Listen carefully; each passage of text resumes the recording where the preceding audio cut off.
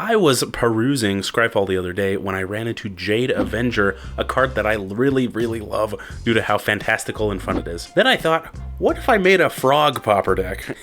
And then I did. Now, most frogs are black and or green, so I've added some black stuff as well, so we'll be using the graveyard a bunch. Think of this as a Golgari frog stuff deck. The frogs go as follows. We start off with the Jade Avenger himself.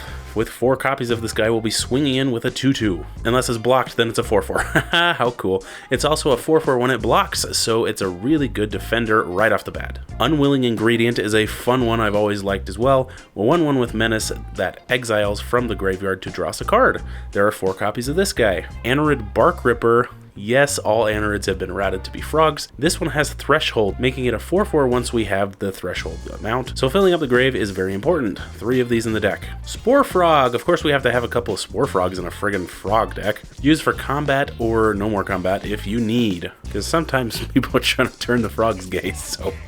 Okay, I had to put that in there, guys. Come on. Lastly, I've got 2 copies of Hezro. Its adventure side makes blocking creatures lose power and toughness at instant speed. Use that 1 mana Demonic Stench to kill off those pesky little 1/1 blockers and such. Moving on to graveyard fillers. 4 copies of Grey Slot are in here. Its adventure side mills us 4, and then it can return to the battlefield later with a Menace Death Touch buff as long as there are 4 more creatures in our graveyard. Not too shabby, and it's an aggressive 4/1 frog, which is kind of awesome. Ransack the Lab allows us to pick a card from the top 3 and then dump the rest. I like this one because it fills the graveyard, but we can also choose which card we'd like to keep. 4 of these. Winding Way, of course, has to be in here. If we're lacking creatures, we can get creatures.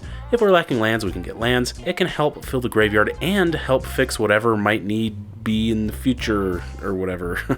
4 of these. Now I've got to mention the return type effects. I've got 4 copies of Unearth that can help greatly. It's a fantastic card putting our small things directly into play from the graveyard. And all but the 2 big Hezru creatures are CMC 3 or less, so it works out fairly nicely. The other one is more of a flex spot, but Evolution Charm can return a creature card from our graveyard to our hand. But it can also search for a basic to our hand, and it also has the ability to give a creature flying for the turn, so it's not a bad card. I love the charm spells, to be honest. They're just so flexible and I really like them.